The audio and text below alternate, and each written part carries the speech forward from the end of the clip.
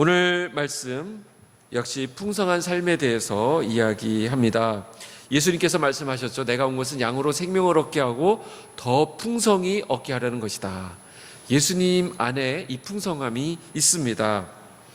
그래서 풍성한 삶에 대해서 말씀을 나누고 있는데, 오늘은 그 세 번째로 말씀하시는 하나님과의 교제라고 하는 부분입니다.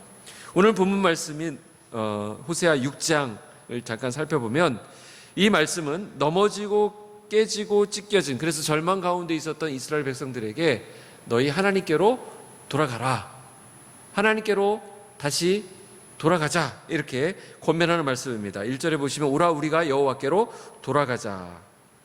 자, 그 하나님이 어떤 분이시길래 그 하나님께로 돌아가라고 하는가? 3절에 그 하나님에 대한 소개가 나와 있습니다. 하나님이 어떤 분이시라고 하나요? 어김이 없는 분이라고 말씀하고 있습니다. 3절 보시면 그의 나타나심은 새벽빛같이 어김없나니, 이렇게 말씀하고 있죠. 자, 하나님에 대해서 설명할 수 있는 것이 여러 가지가 있는데, 오늘 이 말씀은 하나님은 어김없는 분이다, 이렇게 말씀하고 있습니다. 새벽빛 같다. 새벽빛이 어때요? 새벽이 되면 태양이 어김없이 떠오르죠. 이 부분이 어김이 없다는 것입니다. 다시 말해서 하나님은 예측 가능하다. 하나님은 우왕좌왕하거나 왔다 갔다 하거나 하시는 분이 아니라는 것입니다. 하나님이 한번 말씀하시면 그것은 그대로 이루어지게 되어 있는 거예요. 하나님은 이 사람한테는 이렇게 말하시고 저 사람에게는 다르게 말씀하시는 분이 아니라, 하나님은 누구에게나 동일하신 분이세요. 하나님은 공의로우신 분이시다 라는 것을 알 수 있습니다. 굉장히 중요한 부분이죠. 하나님은 어김없는 분이시다. 여기 보면 새벽이 오면, 새벽빛 같다 그랬는데 새벽이 오면 어김없이 해가 뜨죠. 새벽에 왔는데 달이 뜨거나 목성이 뜨거나 그렇게 하지 않습니다. 태양이 뜹니다. 또 여기 보면 비와 같다 이렇게 말씀했는데, 이것은 이른 비와 늦은 비 같이 이스라엘 백성들은 이른 비가 내리는 때와 늦은 비가 내리는 때, 그 시즌을 알고 있어요. 그때가 되면 어김없이 비가 옵니다. 그러니까 하나님은 이렇게 일관성이 있는 분이라는 것, 어김이 없는 분이라는 것입니다. 하나님은 이랬다 저랬다 하시는 분이 아니라는 거예요. 하나님은 언제나 한결같으신 분, 영원하신 분, 동일하신 분이라는 것입니다. 어김이 없다라는 것이 바로 그런 의미입니다. 무슨 말이죠? 우리가 하나님을 이해할 수 있는 방식으로 우리에게 말씀하시고 하나님 자신을 우리에게 알리셨다라는 것입니다.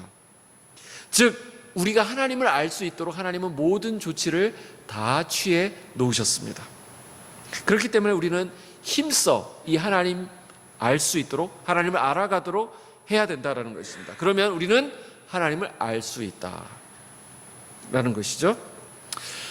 자, 하나님은 짓궂게 하나님을 전혀 알 수 없도록 하나님을 꽁꽁 숨겨놓고 너희들이 한번 나 찾아봐라 이렇게 말씀하시지 않는다는 거예요. 하나님은 자신을 드러내시고 알려주시고 나를 알아라, 나를 배워라, 나와 함께 교제하자, 이렇게 말씀하시는 것입니다. 우리 지난 시간에 말씀을 나누었는데, 아기가 자라기 위해서는 엄마의 젖과 품이 필요하다고 말씀을 드렸죠. 우리가 거듭남에 대해서도 얘기하면서 거듭남 백성들, 거듭난 하나님의 사람들이 이 신앙이 자라기 위해서는 이 엄마의 젖과 품 같은 이 젖과 품이 필요한데, 이것이 바로 하나님과의 인격적인 교제 가운데에 들어있다라고 말씀을 드렸습니다. 하나님과의 인격적 교제에 있어서 핵심이 뭐냐면 말씀과 기도예요. 그래서 오늘부터 한 4주간, 앞에 2주는 말씀에 대해서, 또 2주는 기도에 대해서, 사실 이 2가지만 잘 파악하고 있고 잘 구비하고 있으면 우리가 신앙적으로 성장하는 데 있어서, 특별히 하나님과의 친밀한 교제를 나누는 데 있어서 굉장한 풍성함이 있게 됩니다. 그래서 하나님과의 인격적인 만남에 대해서 얘기하는데, 이 하나님과의 인격적인 만남은 하나님은 인격적이시다라고 하는 성경의 가르침에서부터 시작합니다. 자, 우리가 어떻게 하나님과 인격적인 교제가 가능하냐? 하나님이 인격적인 분이시기 때문에 그렇다는 거예요. 그래서 성경 속에서 나타난 하나님을 삼위일체의 하나님이다 그러는데, 세 분이신데 한 분으로 존재하신다는 거예요. 그래서 삼위일체다 이렇게 말씀을 드리는데, 이 삼위 하나님이 어떤 방식으로 존재하시는지는 지난 2000년 동안 수많은 사람들이 그것을 규명하려고, 그것을 설명하려고 애를 썼는데, 그것은 참 설명하기 어렵고 인간의 논리와 인간의 이성으로 표현하기 어렵다라는 결론에 도달하게 되었다는 부분에 대해서 누구도 토를 달지 않습니다. 하나님을 설명하는 것은 참 어려운 일이에요. 그래서 하나님이 나타내시고 하나님이 드러내신 그 부분에 대해서 우리가 그냥 믿음으로 받아들이고, 이것을 믿음의 수납이라고 얘기하는데, 하나님이 소개하신 부분을, 하나님이 설명하신 부분에 대해서 그 범위에 한해서 우리가 그대로 받아들이고 믿음으로 받는 것입니다. 그래서 하나님의 존재 자체를 규명하는 것이 너무나도 어렵기 때문에 성경에서 보여주는 하나님의 모습이라고 하는 것은 우리가 이해할 수 없는 신비의 영역이다라고 우리가 정리하는 것입니다. 그러나 하나님에 대해서 알 수 없다고 해서 우리가 그냥 하나님에 대해서 손 놓고 있어야 되느냐? 그렇지 않습니다. 우리가 하나님에 대해서 알 수 있는 부분이 있습니다. 왜냐하면 성경을 통해서 하나님이 자신이 어떤 분이신지 알려주셨거든요. 창세기 1장 26절에 보면 우리가 그것을 통해서, 그 말씀을 통해서 하나님에서 두 가지를 알 수 있는데, 이것이 우리가 하나님에 대해서 알게 되는 두 가지 파지티브한 부분, 긍정적인 부분이라고 볼 수 있습니다. 하나님께서 인간을 창조하실 때 1장 26절에 뭐라고 말씀하셨냐면, 우리가 우리의 형상을 따라서 사람을 만들자 이렇게 말씀하셨습니다. 여기서 우리가 알 수 있는 것은 이 삼위 하나님께서 각자 자신의 뜻을 가지고 계신다라는 것입니다. 그런데 각자의 뜻이 있으시지만 서로 소통하시고, 무엇보다도 깊은 사랑 가운데 온전한 연합, 하나됨을 이루고 계시고, 이 가운데 분열이나 갈등이 일어나지 않는다는 것입니다. 우리가 성경 말씀을 통해서 알게 되는 하나님에 대한 놀라운 사실 하나는 뭐냐면, 하나님은 하나님 안에 인격적인 교제, 연합이 있다라는 것입니다. 두 번째, 우리가 하나님에 대해서 알 수 있는 부분, 이 하나님이 말씀하신 부분에 대해서 알 수 있는 부분이 무엇이냐면, 하나님은 인간을 자신의 형상, 하나님의 이미지로 우리를 지으셨다 이렇게 말씀하고 있습니다. 결국 우리 인간은 하나님의 형상대로 지음을 받았기 때문에 인간에게도 하나님 안에 그런 교제와 연합과 하나됨이 일어났던 것처럼, 우리도 하나님을 느끼고 하나님을 깨닫고 하나님처럼 결정하고 하나님과 소통하고 하나님과 사랑할 수 있는 능력이 우리 안에 있다라는 것입니다. 이것은 인간과 동물을 구별해주는 굉장히 중요한 구별점이 되는데, 동물은 단지 본능에 따라서 하죠. 사람과 교감을 하기도 하고 서로 짝짓기를 하기도 하지만 그건 본능에 의해서 하는 것입니다. 그러나 영혼, 하나님을 닮은, 하나님의 형상을 닮은 존재는 우리 인간밖에 없기 때문에 하나님과 소통하고 어떤 것을 꿈꾸고 어떤 것을 계획하고 어떤 것을 결정하고 하는 것은 우리 인간에게만 있는 특별한 능력입니다. 두 가지가 뭔지 기억하시겠어요? 첫 번째는 하나님 안에 온전한 교제, 연합이 있다. 또 우리 인간도 하나님과 교제할 수 있다라고 하는 이 중요한 두 가지 사실을 성경을 통해서 우리가 배우게 됩니다. 그러면 이런 인격적인 인간이 인격적인 하나님과 만난다는 것은 무엇을 의미하느냐? 어떤 분들이 많이 궁금해하죠. 어떻게 하나님과 우리가 교제할 수 있죠? 어떻게 하나님과 사귐을 가질 수 있죠? 하나님의 음성이 내 귀에 생생히 들린다는 말인가요? 목사님은 하나님의 음성을 들으시나요? 이렇게 물으시는 분들이 있습니다. 또 하나님을 우리 이 오감으로 느끼는 겁니까? 하나님도 우리의 언어로 이렇게 소통하시나요? 아니면 우리가 하나님의 언어를 배워서 하나님과 그렇게 대화를 나누는 건가요? 이렇게 얘기를 하는데, 여기서 우리가 먼저 또 인정해야 될 부분이 있습니다. 이것이 바로 아까는 긍정적인 부분이라고, 이건 부정적인 네거티브한 부분인데, 하나님에게 인격적인 부분이 분명히 있지만 그분은 인간의 이해 영역을 초월해서 존재하신다라는 사실을 우리가 먼저 인정해야 됩니다. 이걸 놓쳐서는 안 돼요. 인간은 시간과 공간이라고 하는 제한적인 그런 영역 안에 우리가 있지만, 그래서 그 제한적으로 사고하고 제한적으로 깨닫고 제한적으로 결정하지만 하나님은 이 시간과 공간을 만드신 분이죠. 그러니까 이것을 뛰어넘어서 이것을 초월해서 계시는 분이십니다. 그렇기 때문에 우리의 오감으로 하나님을 인식하고 그 하나님과 교제를 나눈다는 것은 사실상 불가능한 일이 되는 것입니다. 더군다나 하나님은 어떤 분으로 우리가 알고 있죠? 하나님은 도덕적으로 완전하신 분이세요. 죄가 없으신 분이세요. 그러니까 죄인인 우리가, 도덕적으로 흠이 많은 우리가 하나님 앞에 선다는 것 자체가 있을 수 없는 일이거든요. 이런 어려움이 우리에게 분명히 있다라는 사실을 우리가 또 인정해야 합니다. 이런 이유들로 볼 때 우리 인간이 하나님과 인격적인 관계를 갖는다는 것은 굉장히 어려운 일처럼 보입니다. 그러나 성경은 이 하나님과 우리가 인격적인 교제를 하는 것이 가능하다라고 말씀하고 있습니다. 왜 이것이 가능하냐? 이것은 바로 하나님의 은혜, 하나님이 베푸신 은혜 때문에 가능하다라는 것입니다. 하나님은 이 은혜를 우리에게 조건 없이 값 없이 선물로 주셨다라고 말씀하고 있어요. 그래서 하나님과의 인격적인 관계는 처음부터 끝까지 하나님이 먼저 손 내밀어 주셨기 때문에, 하나님께서 우리를 초청하셨기 때문에, 우리를 향해서 하나님께서 먼저 다가와 주셨기 때문에 이루어질 수 있었던 그런 일이라는 것입니다. 로마서 3장 24절에 보면, 로마서 3장 23절, 모든 사람이 죄를 범하였음에 하나님의 영광에 이르지 못하더니 그랬습니다. 죄로 인해서 하나님께 나아갈 수 없는 이런 한계가 우리 안에 있었습니다. 근데 그 바로 다음 구절인 24절에 뭐라 그러냐면, 그리스도 예수 안에 있는 속량으로 말미암아 하나님의 은혜로 값없이 의롭다 하심을 얻은 자 되었느니라 그랬습니다.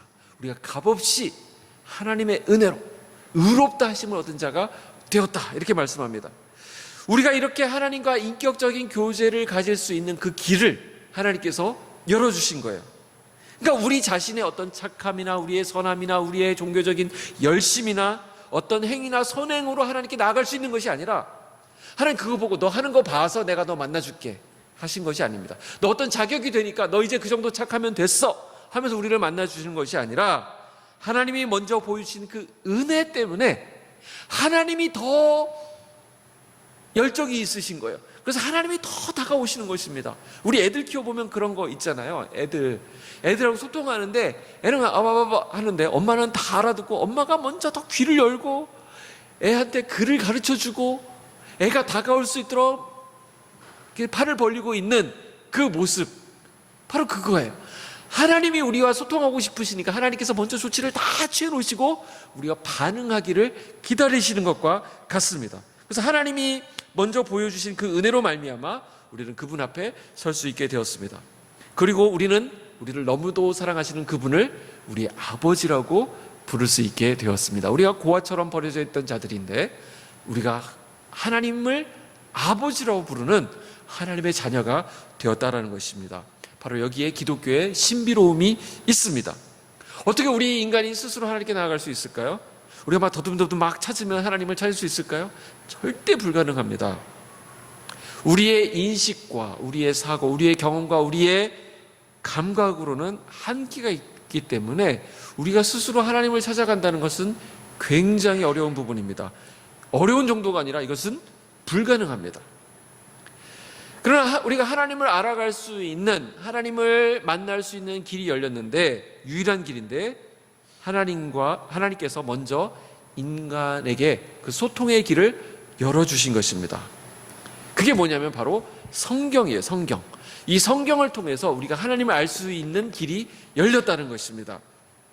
성경의 하나님은 자신이 어떤 존재이신지 마치 커튼을 열어서 자신을 드러내듯이 자신을 계시하셨어요. 이것을 어려운 말로 계시라고 하는데, 하나님이 자신을 드러내신 것입니다. 하나님은 우리가 하나님께 다가갈 수 있도록, 하나님을 알 수 있도록 먼저 다가오셨어요. 하나님이 우리에게 들켜주신 거예요.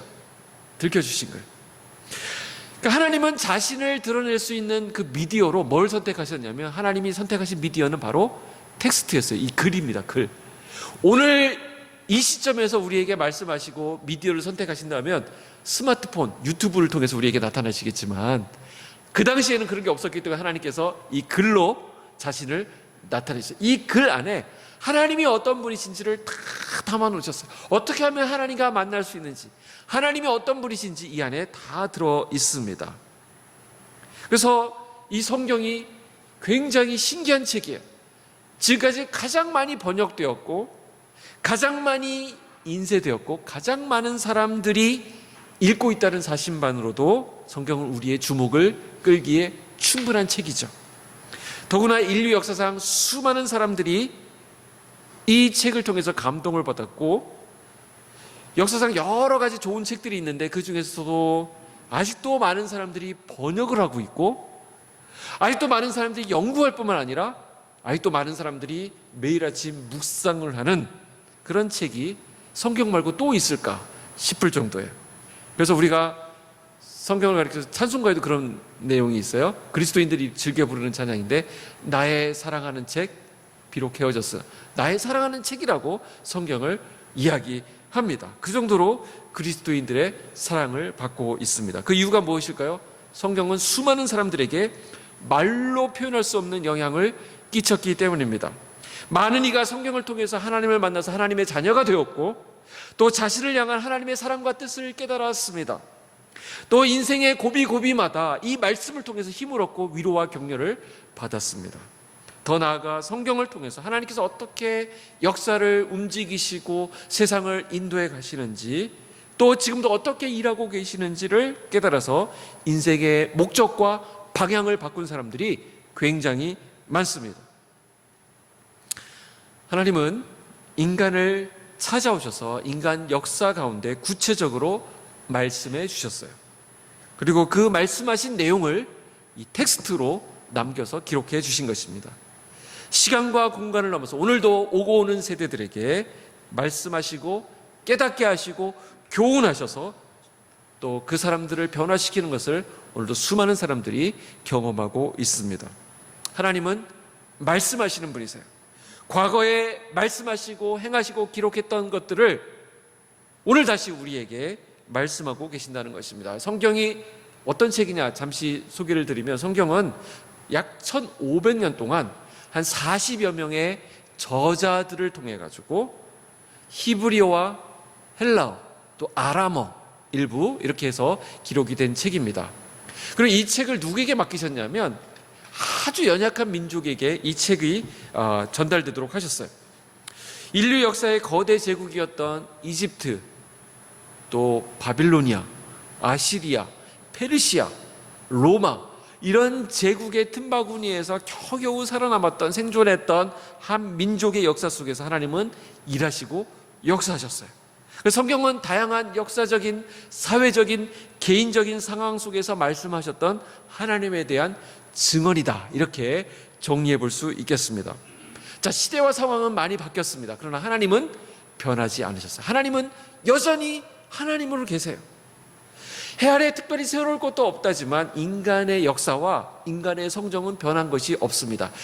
이 2000년 전의 인간의 모습, 그들의 죄성이나 오늘날 우리들의 모습이나 죄성은 크게 다르지 않습니다. 우리는 오늘도 우리 속에서 일하시고 역사하시는, 또 우리와 소통하시는 하나님을 만나게 됩니다.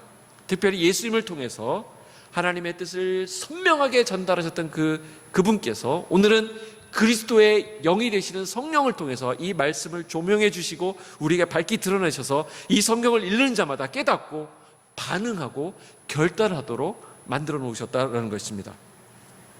자, 오늘 말씀의 결론이 되겠습니다. 여러분들 성경을 왜 읽어야 될까요? 성경을 읽는 이유가 무엇이냐 묻는다면, 그것은 우리가 하나님을 사랑하기 때문에 성경을 읽는 것입니다. 근데 놀라운 것은 성경을 읽으면서 우리는 하나님을 더 사랑하게 됩니다. 그리고 그 하나님의 말씀 안에서 그 사랑을 경험하기 때문에 이 말씀에 순종하려고 하는 거룩한 열망이 생기게 됩니다. 다시 한번 정리해 볼까요? 우리는 하나님을 사랑하기 때문에 성경을 읽는 것이고, 성경을 읽기 때문에 하나님을 더 사랑하게 되고 더 많이 순종하게 된다라는 것입니다. 하나님과 관계가 회복되면 그래서 하나님을 사랑하게 되면 성경은 우리를 성경으로 인도하게 되는데, 이 성경을 통해서 우리가 하나님을 더 사랑하고 하나님 뜻에 더 순종할 수 있는 그런 힘이 생기게 됩니다. 요한복음 14장 21절, 나의 계명을 지키는 자라야 나를 사랑하는 자니 나를 사랑하는 자는 내 아버지께 사랑을 받을 것이요 나도 그를 사랑하여 그에게 나를 나타내리라 말씀하셨습니다. 계명을 지키고 계명을 사랑하는 자에게 하나님의 사랑이 임하는 것을 말씀하신 거예요. 요한복음 15장 10절, 제가 홈페이지 게시판에 추천해드린 구절인데, 내가 아버지의 계명을 지켜 그의 사랑 안에 거하는 것 같이 너희도 내 계명을 지키면 내 사랑 안에 거하리라. 귀한 말씀이죠. 자, 우리가 이 성경을 통해서 하나님과 교제가 가능해졌습니다. 그런데 하나님과 교제를 나누는 데 있어서, 이 성경을 읽고 하나님과 가까이 하는 데 있어서 또 어려운 장애물이 두 가지가 있습니다. 이 두 가지 장애물을 잘 넘어가셔야, 그래야 하나님과의 사귐, 교제가, 풍성한 교제가 이루어지게 되는데, 그 장애물 두 가지가 뭐냐면 아마 많은 분들이 공감하실 거예요. 그것은 바로 하나님을 향한 우리의 무지, 그리고 또 하나는 오해입니다. 하나님에 대해서 무지하면 하나님과 인격적인 교제가 어려워집니다. 또 하나님에 대한 오해가 있게 되면 하나님과 교제를 나누는 것은 또 요원해집니다. 첫 번째, 이 무지라고 하는 부분을 보면, 자, 여러분 한번 생각해 보십시오. 모르는 사람을 사랑하는 것 어려운 일입니다. 어려운 정도가 아니라 내가 잘 알지도 못하는 사람을 사랑한다는 것은 정신이 없는 사람이죠. 정신 나간 사람이죠. 누군가를 사랑한다고 한다면 그 사람에 대한 지식, 그 사람에 대한 이해를 충분히 한 후에 이 사랑이 가능해지게 되는 것입니다. 그 사람에 대한 지식이나 정보가 없다고 한다면 그 사람을 사랑하는 것이, 그 사랑이 좀 아닐 가능성이 큽니다. 혹은 잘못된 사랑으로 끝나게 될 수도 있습니다. 우리 청년부 우리 형제 자매가 목사님, 저 누구를 사귀기로 했습니다. 기도해 주세요 하고 찾아왔다고 한다면, 그래? 누구를 사귀기로 해서 잘 됐네? 그럼 한번 목사님한테 데려가봐. 누구야? 근데 잘은 모르겠고요. 제가 문자를 하나 받았는데 그냥 나 좋아한다고 문자가 왔어요. 그래서 그걸 가지고 그걸 근거로 사랑하겠다고 한다면 제가 그걸 뭐 축복해 주겠습니까? 야, 너 지금 어디 아프냐? 정신 있냐? 이렇게 얘기하지 않겠어요? 그죠? 그 사람에 대한 지식이 없다면, 그 사람을 잘 알지 못한다면 좀 만나보고 또 대화도 나눠보고 그 사람이 뭘 좋아하는지, 그 사람이 어떤 스타일인지를 알아본 다음에 사랑이 생기는 것이, 전혀 모르는 거예요. 일단 사랑하고 보겠다. 이거 불가능하죠. 그죠? 그래서 사랑은 지식에 근거하게 되는 것이다. 그래서 하나님에 대해서 무지하게 되면 하나님을 사랑하는 것, 하나님과 깊은 교제를 나누는 것은 어렵다라는 것을 말씀드립니다. 어떻게? 우리는 하나님의 말씀을 통해서 그분에 대해서 충분히 배운 다음에, 배워가면서 하나님을 사랑하게 되는 것입니다. 그래서 이 무지를 없애는 것이 너무나도 중요하다. 두 번째는 오해라고 말씀을 드렸어요. 하나님에 대해서 왜곡된 이미지를 가지고 계시는 분들이 있습니다. 이것은 본인의 아픈 경험에서 나온 왜곡된 이미지일 수도 있고요. 어떤 분들은 교회가 잘못한 부분이 있어서 그럴 수도 있습니다. 교회가 잘못된 가르침이나 잘못된 설교를 통해서 여러분들이 영향을 받아서 하나님에 대해서 왜곡된 이미지가 생기시는 분들이 있습니다. 몇 가지 형태가 있는데 제가 좀 이렇게 알아보니까, 하나님은 어떤 하나님을 오해하냐면 자가용식 하나님으로 생각을 합니다. 여러분들 운전하시는 분들은 잘 이해를 하실 텐데, 하나님은 언제든 내 필요를 채워주시는 하나님. 내가 핸들을 잡고 있잖아요. 그러니까 내가 핸들을 꺾으면 하나님도 그 차에 타셨으니까 따라오시는 거예요. 그래서 내가 필요할 때마다 나한테 도움을 주시는 분. 내가 언제든지 핸들을 꺾을 수 있기 때문에 내가 마음대로 하는 거야. 하나님은 내 마음대로 할 수 있다라고 생각하는 것입니다. 오해입니다. 오해. 또 두 번째로 하나님을 가부장적인 하나님으로 오해합니다. 그래서 이건 자신의 경험에서부터 나온 가능성이 큰데, 하나님은 권위적이시기 때문에 아무런 소통도 없고 평소에는 말씀도 없으시다가 항상 이거 해라 저거 해라 명령만 내리신다는 거예요. 그러니까 나한테 이렇게 일방적으로 이렇게 쏟아붓기만 하시지 내가 하나님 앞에 뭘 얘기한다는 건 거의 불가능하다. 그래서 하나님을 가부장적인 하나님으로 오해하는 분들도 있습니다.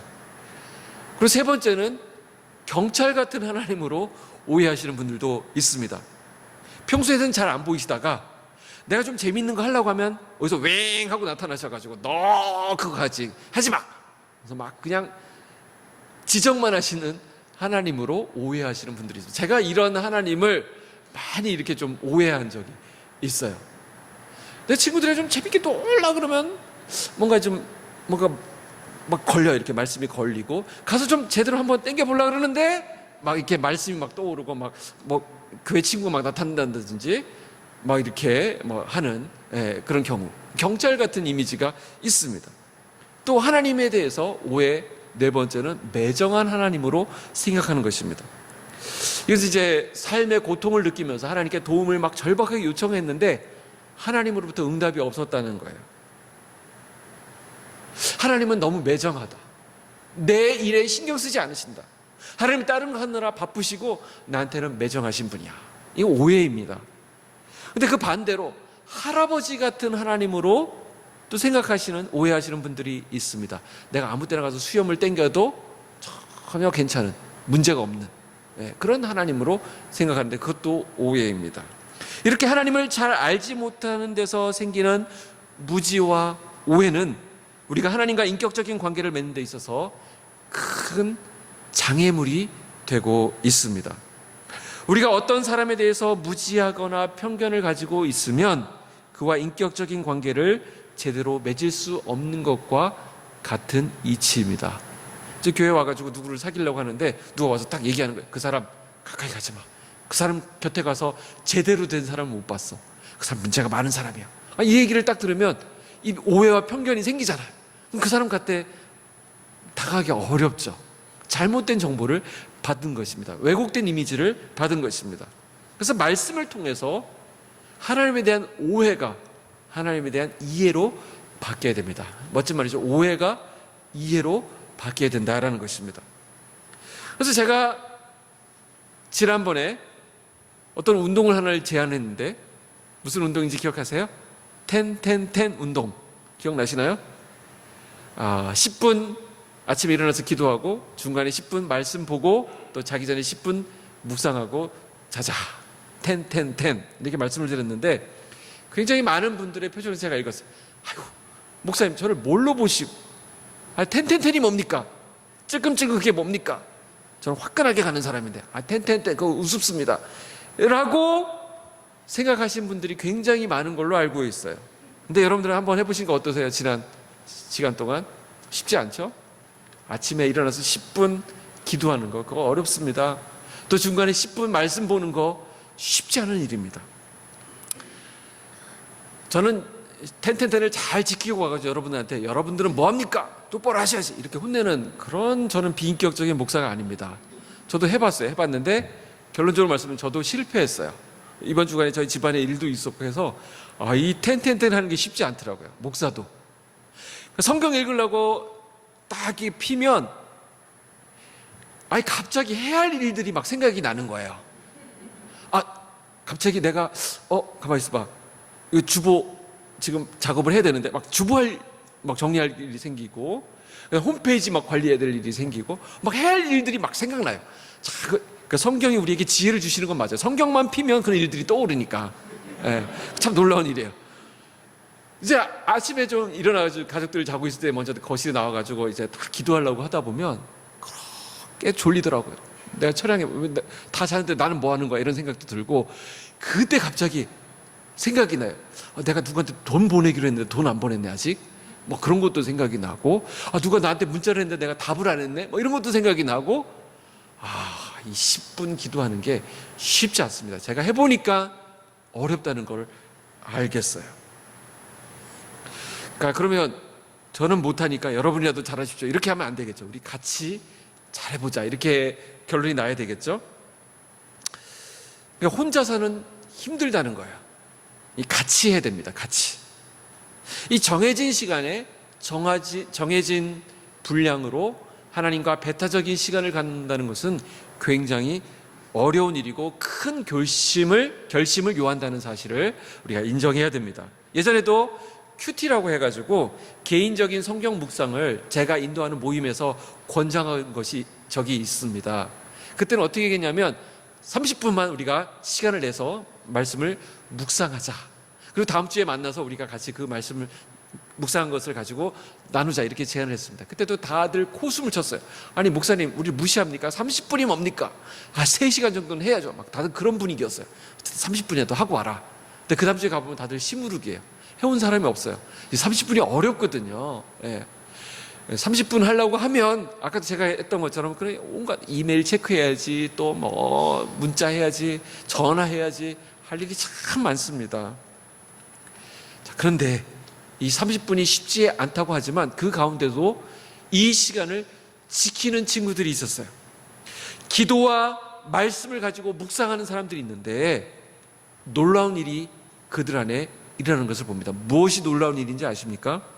그들의 삶 가운데 조금씩 변화가 나타나기 시작하는데, 하루 10분을 기도하고 하루 10분을 말씀을 보고 하나님과 배타적인 시간, 구별된 시간을 갖는 사람들에게 나타나는 놀라운 변화는 뭐냐면, 그 사람들의 그 대화 가운데 특징이 하나님과 관련된 이야기들이 나오기 시작한다는 거예요. 하나님께서 자신의 삶 가운데 어떻게 일하셨는지, 하나님께서 자신의 삶을 어떻게 인도해 가시는지에 대해서 이야기하기 시작하더라는 거예요.